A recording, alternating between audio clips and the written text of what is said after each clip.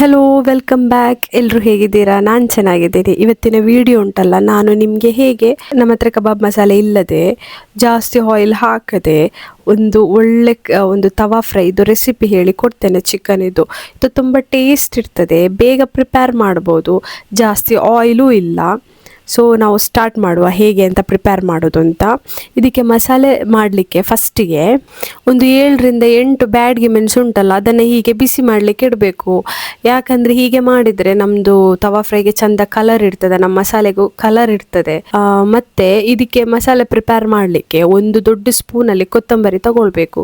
ನಂತರ ಅದಕ್ಕೆ ಸ್ವಲ್ಪ ಕಮ್ಮಿ ಜೀರಿಗೆ ಉಂಟಲ್ಲ, ಜೀರಿಗೆ ತಗೊಳ್ಬೇಕು. ನಂತರ ಅದರ ಅರ್ಧ ಬಡೆ ಸೊಪ್ಪು ಉಂಟಲ್ಲ, ಅದು ತಗೊಳ್ಬೇಕು. ಸ್ವಲ್ಪ ಮೆಂತ್ಯ ತಗೊಳ್ಬೇಕು. ನಿಮಗೆ ಈ ಟೈಮಲ್ಲಿ ಕಾಳು ಮೆಣಸು ಬೇಕಾದರೆ ಹಾಕ್ಬೋದು, ನಾನು ಹಾಕಲಿಲ್ಲ. ಒಂದು 7ರಿಂದ 8 ಬೆಳ್ಳುಳ್ಳಿ ತಗೊಳ್ಬೇಕು. ಇದನ್ನು ಗ್ರೈಂಡ್ ಮಾಡಬೇಕು. ಇದಕ್ಕೆ ಶುಂಠಿ ಹಾಕಲಿಕ್ಕಿಲ್ಲ, ಸ್ವಲ್ಪ ಅರಿಶಿನ ಹಾಕ್ಕೊಳ್ವಾ. ಕೆಲವರು ಇದಕ್ಕೆ ಕರಿಬೇವು ಸೊಪ್ಪು ಹಾಕ್ತಾರೆ, ಮತ್ತು ಸಾಸಿವೆಲ್ಲ ಹಾಕ್ತಾರೆ. ನಾನು ಹಾಕಲಿಲ್ಲ ಇದಕ್ಕೇನು, ಇದು ಸಿಂಪಲ್ಲಾಗಿ ಮಾಡುವ ಅಂಥೇಳಿ. ನೋಡಿ, ಇವಾಗ ನಮ್ಮದು ಮೆಣಸು ಬಿಸಿಯಾಗಿದೆ. ಆ ಬಿಸಿ ಮೆಣಸಿಗೆ ಅದರ ನೀರೇ ತಗೊಂಡು ಗ್ರೈಂಡ್ ಮಾಡಬೇಕು, ಇನ್ನೂ ಚೆಂದ ಆಗ್ತದೆ. ಇದು ನೋಡಿ, ಇವಾಗ ಎಲ್ಲ ಹಾಕಿ ಆಯಿತು. ಒಂದು ಚಿಕ್ಕ ಪೀಸ್ ನೀರುಳ್ಳಿ ಹಾಕಿದ್ದೇನೆ. ಒಂದು ಮೀಡಿಯಮ್ ಸೈಜ್ ನೀರುಳ್ಳಿ ಆದರೆ ಅದರ ಕಾಲು ವಾಸಿ ಸಾಕು. ನಂತರ ಗ್ರೈಂಡ್ ಮಾಡುವಾಗಲೇ 1 ಸ್ಪೂನ್ ತೆಂಗಿನೆಣ್ಣೆ ಹಾಕಬೇಕು. ನಂತರ ಹುಳಿಗೆ ಉಂಟಲ್ಲ, ನಮ್ಮ ಸಾರಿದ್ದು ಹುಳಿ ಉಂಟಲ್ಲ, ಆ ಸಾರಿದ್ದು ಹುಳಿ ಒಂಚೂರು ಹಾಕಬೇಕು. ಇದಕ್ಕೆ ವಿನಿಗರ್ ಎಂತ ಹಾಕಲಿಕ್ಕಿಲ್ಲ. ನಂತರ ಇವಾಗ ಮಸಾಲೆ ತೆಗೆದೆ ನಾನು, ಅರ್ಧ ಆಯಿತು. ಉಪ್ಪು ಹಾಕುವ. ಇವಾಗ ಉಪ್ಪು ಗ್ರೈಂಡ್ ಮಾಡುವಾಗ ಬೇಕಾದರೆ ಹಾಕ್ಬೋದು, ನಾನು ಹಾಕುವುದಿಲ್ಲ, ಇವಾಗಲೇ ಹಾಕಿದೆ. ನಂತರ ನಾನು 2 ಲೆಗ್ ಪೀಸ್ ತಗೊಂಡಿದ್ದು. ಹಸ್ಬೆಂಡ್ ಮತ್ತು ನಾನು ಮಾತ್ರ ಇರೋದು ಇವತ್ತು, ಹಾಗೆ ಇಬ್ಬರಿಗೆ ಸಾಕಲ್ಲ 2 ಅಂತ ಹೇಳಿ 2 ತಗೊಂಡದ್ದು. ಇದನ್ನು ಇನ್ನೂ ಒಂದು 10 ನಿಮಿಷ ಮ್ಯಾರಿನೇಟ್ ಮಾಡಲಿಕ್ಕೆ ಇಡುವ. 10 ನಿಮಿಷ ಮ್ಯಾರಿನೇಟ್ ಆದ ನಂತರ ಫ್ರೈ ಮಾಡುವ.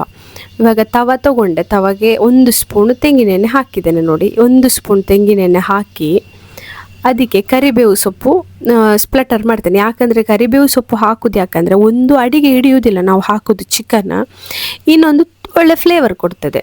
ಇವಾಗ ನೋಡಿ, ಫ್ರೈ ಮಾಡಲಿಕ್ಕೆ ಹಾಕ್ತೇನೆ. ಫ್ರೈ ಮಾಡುವ. ಇದು ಒಂದು 10 ನಿಮಿಷ ಹೀಗೆ ಫ್ರೈ ಆಗಬೇಕು. ನಾನು ಎಂತ ಮಾಡ್ತೇನೆ ಅಂದರೆ ಮುಚ್ಚಳ ಇಡ್ತೇನೆ. ಮುಚ್ಚಳ ಹಿಡಿದ್ರೆ ಆ ಚಿಕನ್ ಇದು ನೀರು ಉಂಟಲ್ಲ, ಆ ನೀರು ಬಂದು ಅದಾಗಿ ಆವಿಯಾಗಿ ಹೋಗ್ತದ. ಆವಾಗ ಅದರದ್ದು ಒಂದು ಬೇಯುವುದೊಂದು ಲೆಕ್ಕ ಅದು. ಇವಾಗ ನೋಡಿ, ಇದನ್ನು ತಿರುಗಿಸಿ ಹಾಕಬೇಕು. ತಿರುಗಿಸಿ ಹಾಕಿ ಒಂದು 10 ನಿಮಿಷ ಆಯಿತು. ಕರೆಕ್ಟ್ ಫ್ರೈ ಆಗಿ ಬಂದಿದೆ ನೋಡಿ, ಜ್ಯೂಸಿಯಾಗಿರ್ತದೆ, ತಿನ್ನಲಿಕ್ಕೆ ಟೇಸ್ಟ್ ಕೂಡ ಇರ್ತದೆ. ಇದು ನಿಮಗೆ ಗೀ ರೈಸ್ ದಾಲ್ ಜೊತೆಗೆ ಚೆಂದ ಹೋಗ್ತದೆ, ನಿಮಗೆ ಸರಿಯಾಗಿ ಊಟ ಮಾಡ್ಬೋದು. ಇಲ್ಲಾಂದರೆ ಚಿಕನ್ ಕರಿ ಜೊತೆನೂ ಚೆಂದ ಇರ್ತದೆ. ನಾನು ಇವತ್ತು ಚಿಕನ್ ಕರಿ ಮಾಡಿದ್ದು, ಗೀ ರೈಸ್ ಮಾಡಿದ್ದೇನೆ. ಅದಕ್ಕೆ ಒಂದು ಸಿಂಪಲ್ಲಾಗಿ ಒಂದು ಚಿಕನ್ ಕರಿಯು ಪ್ರಿಪೇರ್ ಮಾಡಿದ್ದೇನೆ. ಅದರ ಜೊತೆಗೆ ಇದು ತವಾ ಫ್ರೈ. ಇದು ಹಸ್ಬೆಂಡ್ ಮಜ್ಜಿಗೆ ಬೇಕು ಅಂತ ಹೇಳಿದರು, ಅದರ ಜೊತೆಗೆ ಮಜ್ಜಿಗೆಯನ್ನು ಮಾಡಿದ್ದೇನೆ, ಶುಂಠಿ ಕೊತ್ತಂಬರಿ ಸೊಪ್ಪೆಲ್ಲ ಹಾಕಿ. ಹೀಗೆಲ್ಲ ಇದ್ದರೆ ತುಂಬ ಚೆಂದ ಊಟ ಮಾಡಲಿಕ್ಕೆ ಆಗ್ತದೆ. ನಿಮಗೆ ಕಬಾಬ್ ಮಸಾಲೆ ಬೇಡ, ಜಾಸ್ತಿ ಎಣ್ಣೆನೂ ಇಲ್ಲ, ನಾವೇ ಪ್ರಿಪೇರ್ ಮಾಡಿದ್ದು ಮಸಾಲೆ. ತುಂಬ ಟೇಸ್ಟು ಇದೆ. ಇದರದ್ದು ಅರೋಮ ಉಂಟಲ್ಲ, ಇದರ ಸ್ಮೆಲ್ ಉಂಟಲ್ಲ, ಎಷ್ಟು ಚೆಂದ ಇದೆ ಅಂದರೆ ಇವಾಗಲೇ ಊಟ ಮಾಡುವಂತ ಆಗ್ತಾ ಉಂಟು. ನೀವು ಈ ರೆಸಿಪಿಯೊಮ್ಮೆ ಮನೆಯಲ್ಲಿ ನಿಮ್ಮದು ಟ್ರೈ ಮಾಡಿ, ತುಂಬ ಟೇಸ್ಟ್ ಇರ್ತದೆ. ಮತ್ತೆ ನನಗೆ ಥ್ಯಾಂಕ್ಸ್ ಹೇಳಿ.